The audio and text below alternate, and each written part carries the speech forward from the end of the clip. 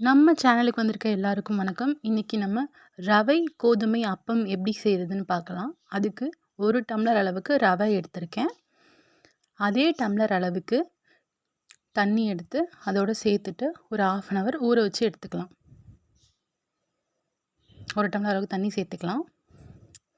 நல்லா கொஞ்சம் கிளறி விட்டுட்டு ஒரு 1/2 அன் ஹவர் மூடி போட்டு வச்சுக்கலாம்.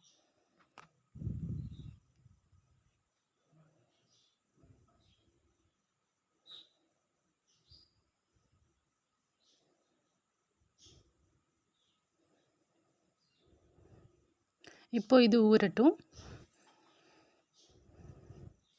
1/2 அன் ஹவர் ஆயிடுச்சு. ரவை நல்லா ஊறிடுச்சு. அது கூட 1/2 டம்ளர் அளவு கோதுமை மாவு, ஒரு பனானா எடுத்துக்கலாம், வாழைப்பழம்.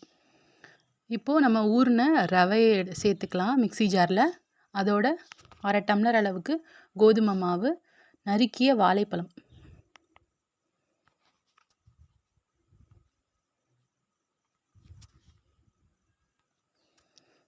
நம்ம எந்த டம்ளரில் ரவை எடுக்கிறோமோ 1 டம்ளர் எடுத்தோம், அதில் 3/4 டம்ளர் அளவுக்கு சர்க்கரை எடுத்து இதில் சேர்த்துக்கலாம்.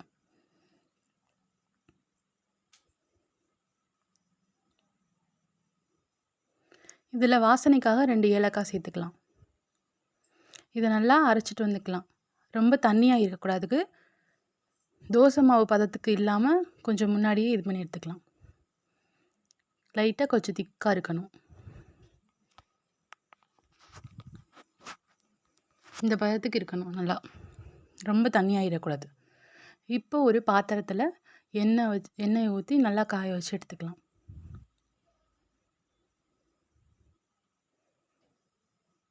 எண்ணெய் நல்லா காஞ்சதுக்கப்புறம் ஒரு கரண்டியில் எடுத்து ஊற்றிக்கலாம். எண்ணெயை அந்த மேலே லைட்டாக அப்படி தெளித்து விட்டுட்டே இருக்கணும். அப்போ தான் வந்துட்டு நல்லா உப்பி வரும் அப்பம்.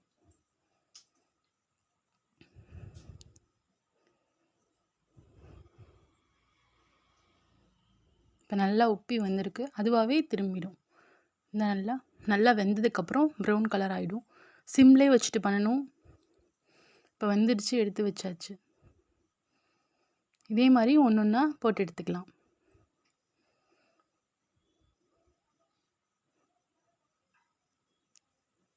பாருங்கள் நல்லா சாஃப்டாக எப்படி இருக்குன்னு.